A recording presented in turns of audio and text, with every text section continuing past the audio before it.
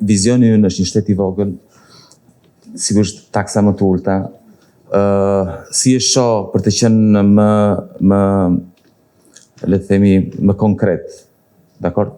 Po propozimi ynë kryesor që vlen për të zgjedhje, po do vlej për gjitha zgjedhjet nga sot dhe në vazhdim, është të kemi një administratë që kushton më pak.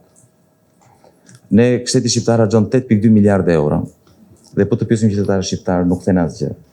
Absolutisht. Dhe pse ndodh? Ndodh sigurisht nga korrupsioni, ndodh sigurisht nga shpërdorimi i parave, që nuk është vetëm pasojë e korrupsionit, edhe thjesht nga paaftësia.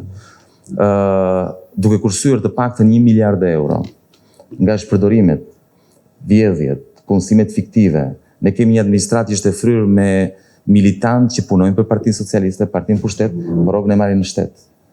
Pasi unë kam bërë disa përpjekje për të treguar dhe për të shpjeguar se çfarë do të thotë të urrës shpenzimet, më shkruajti dikush nga administrata, më tha, agron shoqë që doli një ta thotë të gjë. Sepse 20% e atyre që marrin rrogën te institucioni ku punoj unë, nuk di kush janë, nuk i kam parë ndonjëherë. Punoj për Partinë Socialiste dhe punën për ata dhe për shumë të tjerë e bëj unë.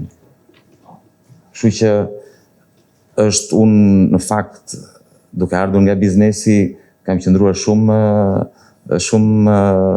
mund të thosha një shifër më të madhe, pa se po them jam i bindur që të paktën 1 miliard në 8.2 miliard mund të kursehet.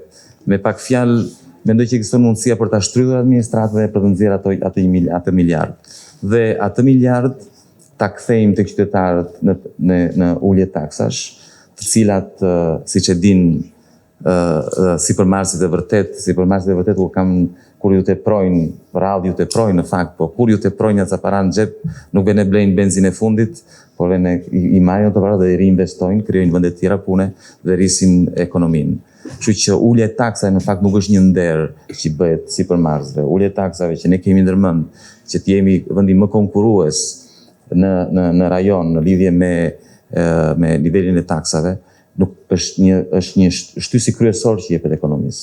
Kështu që për ta përmbledhur, dy janë shtyllat kryesore të vizionit tonë, ose të programit ditën që do jemi realisht afër apo do jemi afër marrjes së mbështetjes së shumicës të votave të qytetarëve.